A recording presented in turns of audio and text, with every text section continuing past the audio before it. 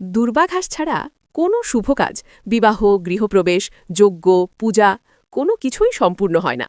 কিন্তু কখনো কি আপনার মনে প্রশ্ন এসেছে, এই সামান্য দেখতে ঘাসের এমন মহিমা কেন? এর জন্ম কোথা থেকে? কেনই বা এটি এত পবিত্র? পুরাণে লুকিয়ে আছে এর এক বিস্ময়কর কাহিনী।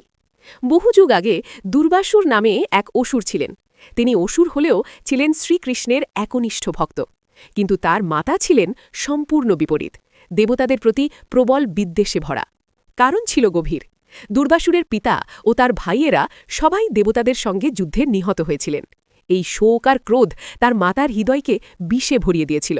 তিনি সবসময় চাইতেন স্বর্গ ধ্বংস হয়ে যাক, দেবতারা নিশ্চিহ্ন হোক, আর তিনি যেন স্বর্গের উপর কর্তৃত্ব করতে পারেন।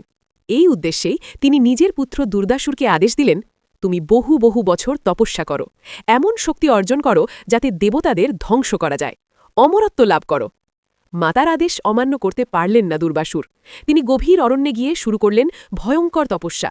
বছরের পর বছর, যুগের পর যুগ কেটে গেল।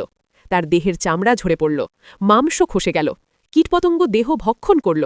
তবুও তার তপস্যা এক মুহূর্তের জন্যেও ভাঙল না। দেবতারা আতঙ্কিত হয়ে পড়লেন। তারা নানা উপায়ে তার তপস্যা ভাঙার চেষ্টা করলেন, মোহ, ভয়, প্রলোভন, কিন্তু সব প্রচেষ্টাই ব্যর্থ হল।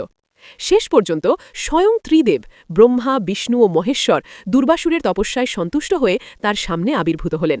তাকে বর চাইতে বলা হল। তখন দুর্বাসুর বললেন, হে ত্রিদেব, আমি মাতার আদেশে অমরত্ব লাভের জন্য তপস্যা করেছি।